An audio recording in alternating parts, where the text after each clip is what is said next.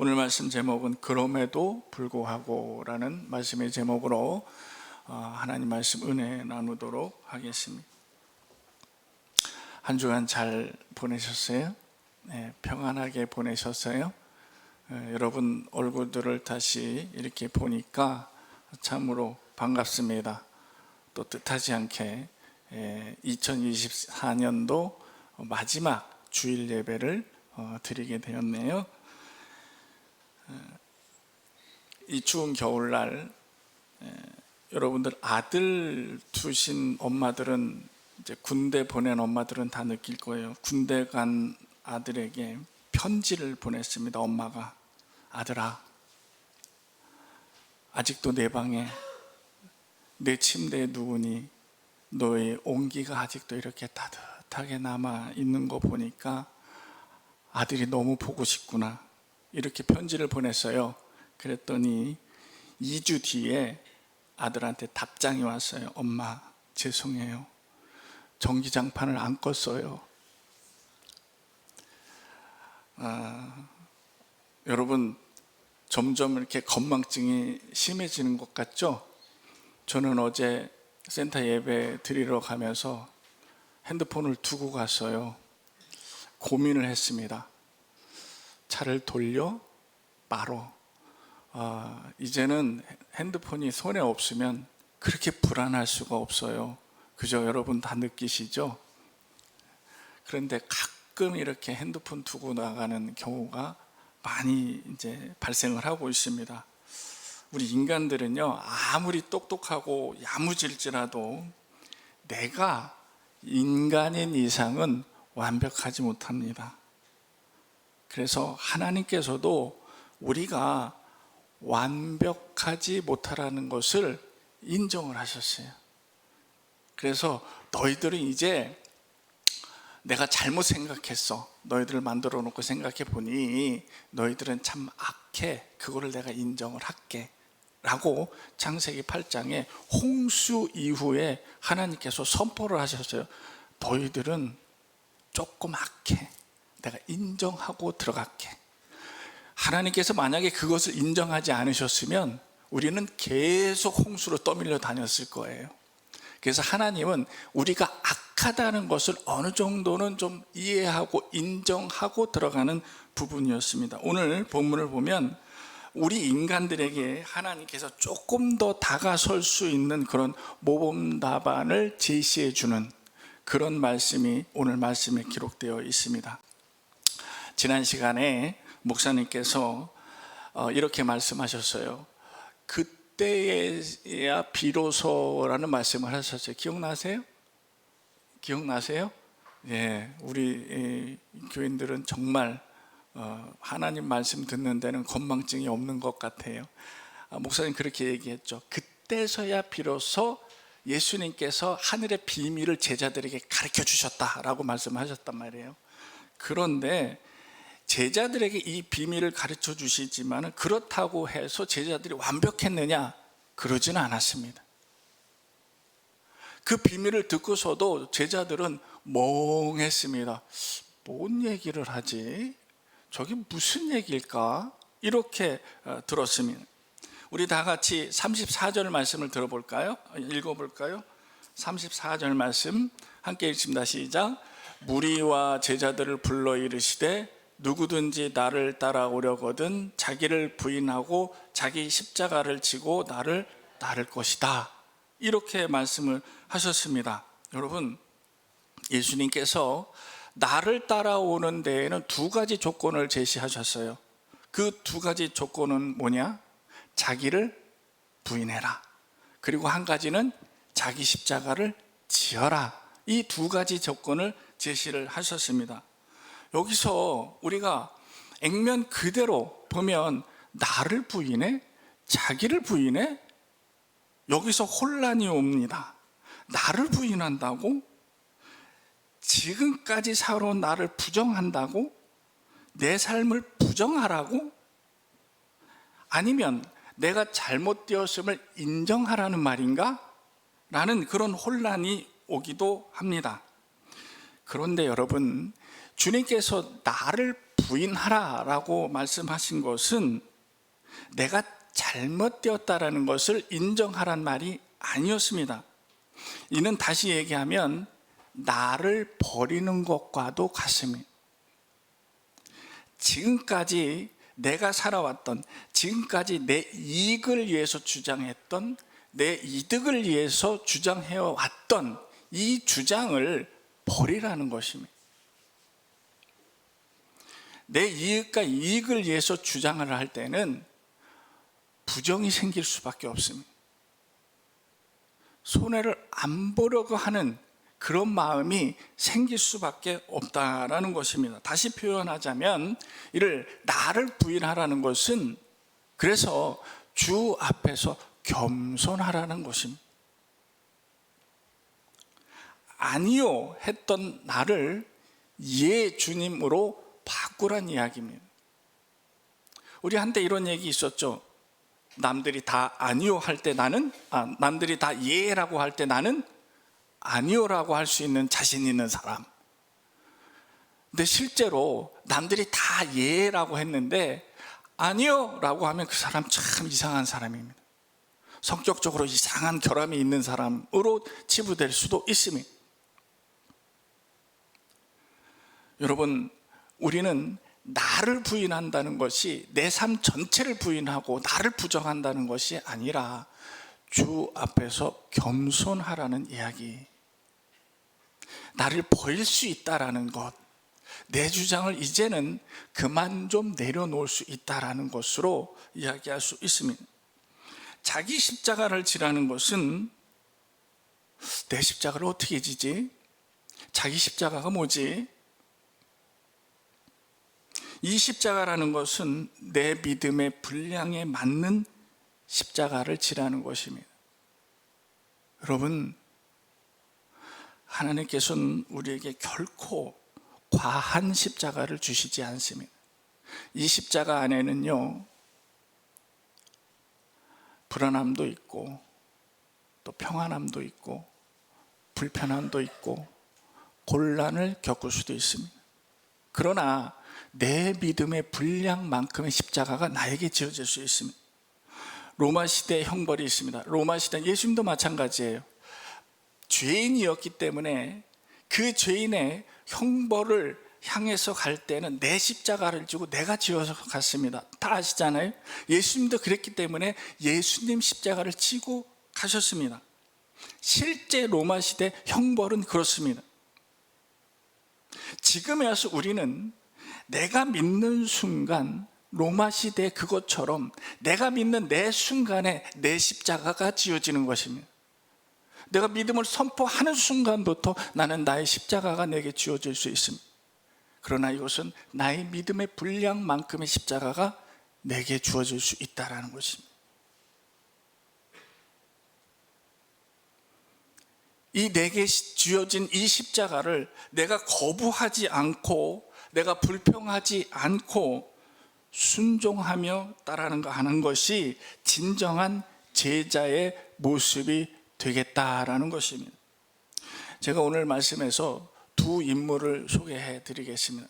아주 옛날에 주님을 따라다녔던 제자 베드로, 그리고 지금 이 시대에 제가 만났던 한 목사님을 소개해 드리겠습니다. 예수님의 수석 제자이면서 아주 과격한 성격을 가지고 있었던 제자 베드로, 이 베드로는 칭찬도 많이 받았고 또 주님께 꾸짖음도 많이 받았습니다. 8장만 보더라도 우리 29절에 보면은 29절 한번 읽어볼까요? 자, 시작.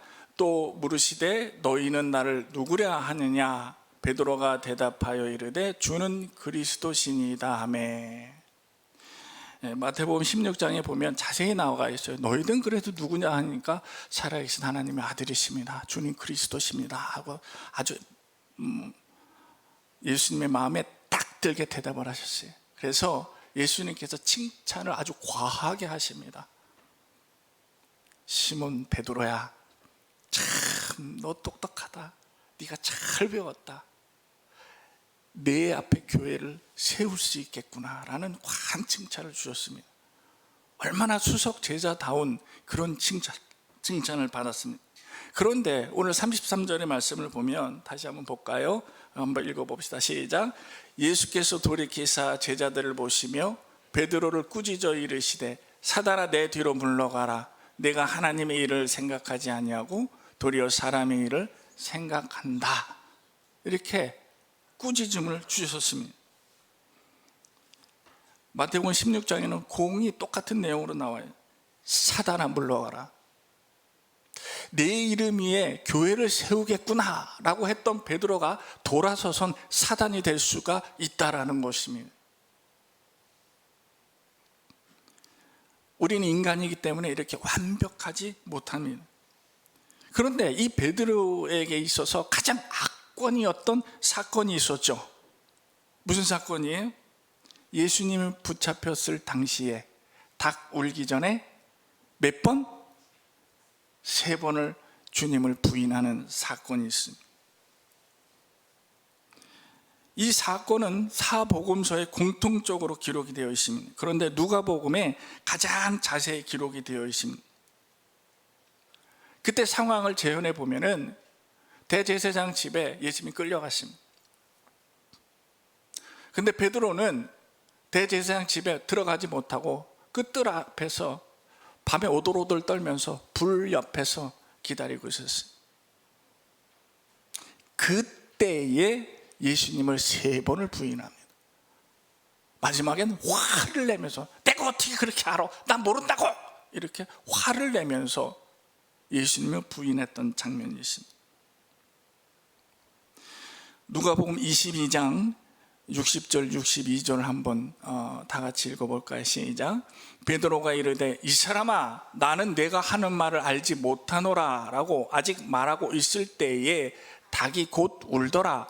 주께서 돌이켜 베드로를 보시니 베드로가 주의 말씀 곧 오늘 닭 울기 전에 내가 3번 나를 부인하리라 하심이 생각나서 밖에 나가서 심히 통곡했다라는 사건이 기록이 되어 있습니다. 여러분 61절에 보면 주님께서 돌이켜서 베드로를 봤어요. 그랬는데 베드로와 예수님과 눈이 딱 마주쳤습니다. 베드로가 깜짝 놀랐습니다. 나는 주님을 모른다고 하는 순간 예수님의 눈이 나하고 정식으로 마주쳤습니다. 그때 그 눈빛, 그 예수님의 눈, 베드로는 평생 잊을 수가 없었을 것입니다. 이때 베드로는 무엇을 느꼈을까요?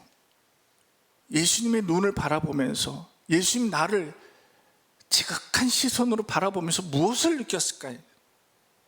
원망의 눈초리를 젊은 자식이 나를 배반하고 내가 그렇게 얘기했네, 나를 그렇게 3년 동안 쫓아다니더니 이렇게 원망을 했을까요? 어찌 네가 나를 모른다고 하느냐, 네가 나한테 어떻게 이렇게 배신을 때릴 수가 있어, 이런 비난을 했을까요? 아닙니다. 예수님께서 베드로를 바라보신다는 것은 그때 그 시선에 이런 의미가 담겨 있어. 다 이해한다. 내가 다 알아. 네가 그럴 수밖에 없는 것을 나는 다 알아. 괜찮다. 이 무언의 위로를 들었을 것입니다. 그때서야 비로소 베드로는 나가서 심히 통곡을 할 수밖에 없었다는 것입니다.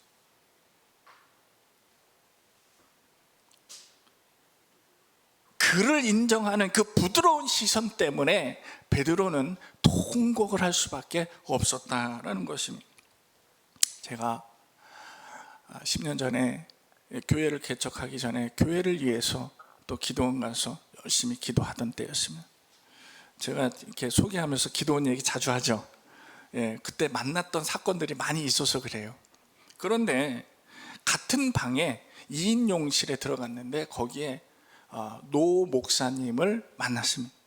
그런데 이 목사님 연세가 70을 넘겨서 73이 되었습니다. 지금으로 치면 10여 년 전이니까 한 84세 정도 그렇게 됐을 것 같아요.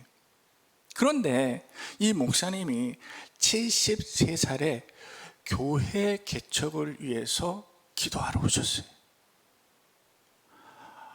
경남 진주에 사셨는데 여기 서울에서 신학생 동창 모임이 있어서 겸사겸사 일찍 와서 교회 기도원에서 기도하고 그때 이제 동창에 참석하려고 오셨습니다.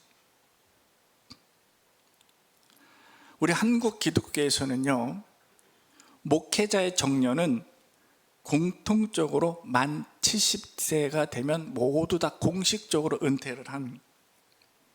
이게 우리 한국 기독교의 법입니다. 그리고 교회 안에 모든 직책도 마찬가지로 만 70세가 되면 공식적으로 은퇴를 합니다. 그런데 이 목사님은 당시 73살의 연세에서도 현역으로 교회 개척을 위해서 애를 쓰고 있었습니다. 지금 그 교회를 위해서 개척을 하면서 애를 썼다는, 그러면서 당신의 지나온 스토리를 저에게 말씀해 주셨는데 너는 너무너무 깜짝 놀랐습니다. 그 목사님은 목사 안수 후에 하나님 앞에 서원하기를, 하나님, 제 평생에 40개의 교회를 개척하기 전까지는 제가 결혼도 하지 않겠습니다 해서 결혼도 뒤로 미루고 평생을 교회 개척에 애를 썼습니다.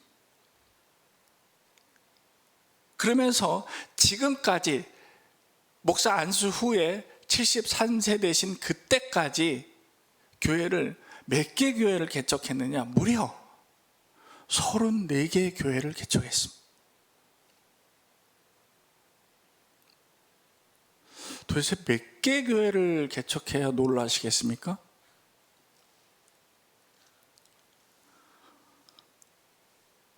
저는 깜짝 놀랐어요. 그러면서 지금 또 그 교회를 개척하려고 열심으로 애를 쓰고 있는 모습을 봤습니다. 사진 하나 올려드리겠습니다. 보이십니까? 바로 그 목사님의 신발 사진이었습니다. 반짝반짝 빛이 나지요. 동창들 만나시겠다고 아주 깨끗이 닦았습니다. 반들반들 윤이 납니다. 그런데 모습을 보십시오. 저 신발이 바로 그 목사님의 살아온 인생을 말없이 대변해 주고 있었습니다. 오죽하면 제가 그 사진을 찍었겠습니까?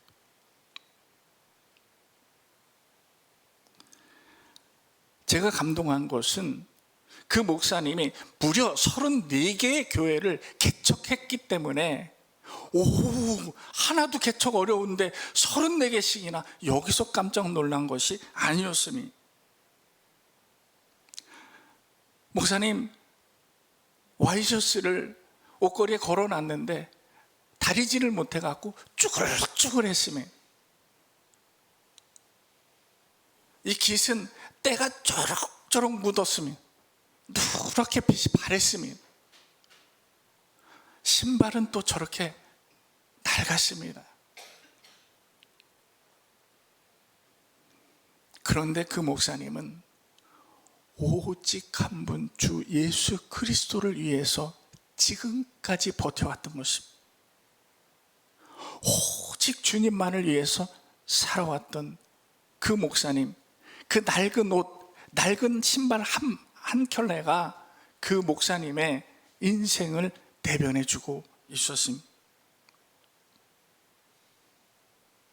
그렇게 오직 주님만을 바라보면서 한평생 달려오신 그분의 삶에 저는 감동했고요.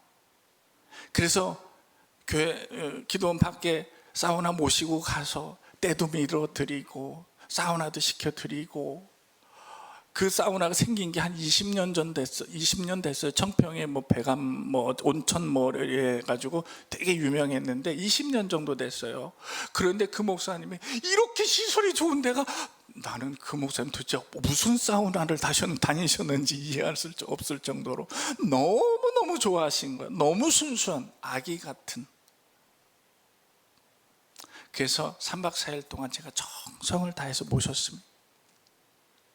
마치 아버님 모시듯이. 저는 이렇게 묻고 싶습니다.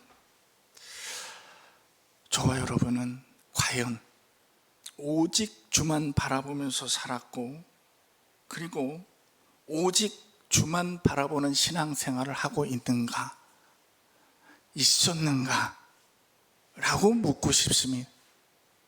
이 질문에 여러분 어떻게 대답하시겠습니까?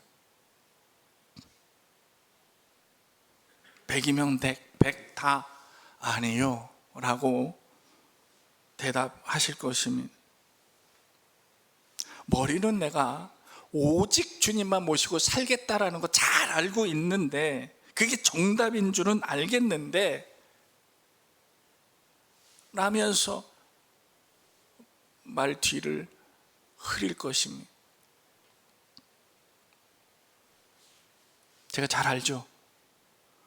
목사님 어떻게 이렇게 잘하세요? 왜 제가 모르겠습니까? 목사님 본인 자신도 그 질문에 스스로 자신 있게 답할 수 없는데 어떻게 모르겠습니까? 여러분, 우리는 때로는 우리 삶에 있어서 너무 과한 잣대를 적용을 해서 우리가 우리를 스스로 묶는 그런 율법적 신앙도 있을 것입니다. 또는 내가 주일만 와서 간신히 예배 드리고 있는데 이 신앙이 제대로 된 신앙일까? 이렇게 반문할 수도 있을 것입니다. 나의 이런 신앙 상태를 주님은 어떻게 보실까? 이런 죄의식도 있을 수 있습니다. 그럼에도 불구하고 오늘 본문 말씀 중에 핵심은 나를 따르려거든 이것과 이곳을 하라 였습니다. 그러면서 이 두 가지 조건을 제시하셨습니다. 자기를 부인을 해서 자기 중심적이었던 나를 예수 중심으로 자기 십자가를 지면서 내 믿음의 분량을 잘 지키는 것으로, 이 두 가지만 지키면은 정말 아무 이상이 없습니다.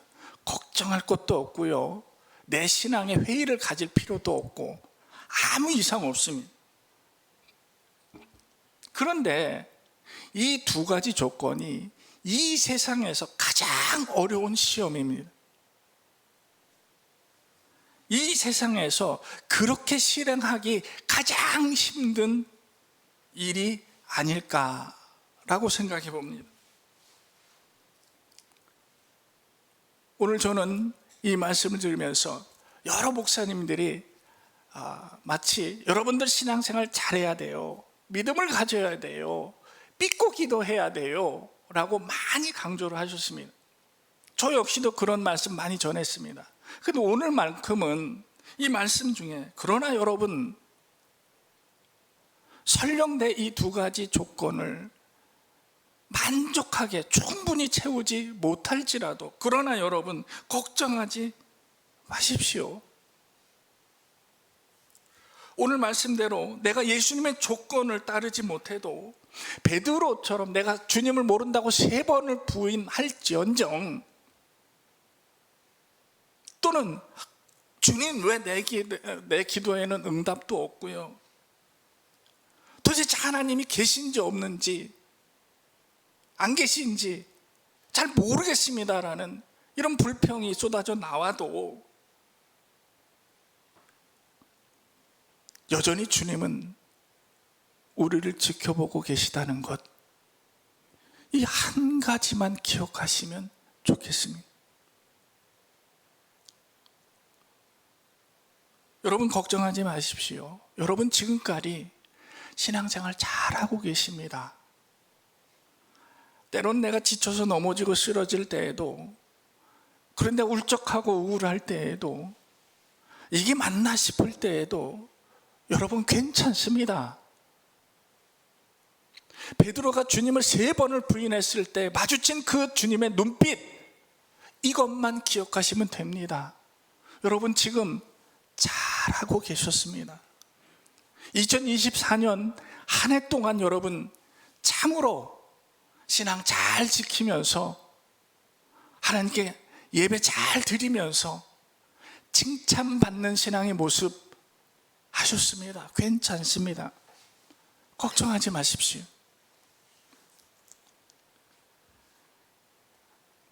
실수투성인 우리를 말없이 보고 계시는 분, 언제나 그 자리에서 보고 계시는 분, 예수님이 계시기 때문에 저는 여러분에게 괜찮습니다, 걱정하지 마십시오 라고 전해드리고 싶습니다.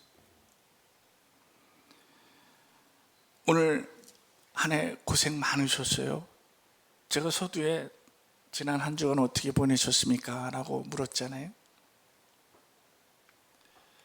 한 해 고생 많으셨다고 말씀드리고 싶습니다. 이 험한 세상에서 내 신앙 지키려고, 주님 떠난 삶 안 되려고 얼마나 여러분 애를 썼겠습니까? 목사인 저도 느끼는데 주님은 얼마나 느끼실까? 그래서 여러분 칭찬받을 만한 집사님, 권사님 되신다. 너무 자책하지 마십시오. 우리 마음, 우리 머릿속, 우리 생각 모든 거 다 주님이 알고 계십니다. 어렵고 힘든 거 이미 알고 계세요. 여러분 어려운 거 외면하시겠습니까? 아닙니다. 이미 알고 계십니다. 여러분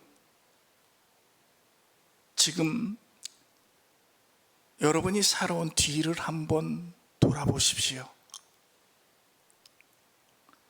나는 잊었을지언정 예수님은 지금까지도 잊지 않고 나의 기도를 들어주시기 위해 지금도 일하고 계심을 믿으십시오. 그럼에도 불구하고 여러분 지금 이 자리에 내가 있을 수 있는 것은 오직 그리스도 예수의 은혜라는 것을 반드시 기억해 주시기 바랍니다. 우리 찬양 드리겠습니다.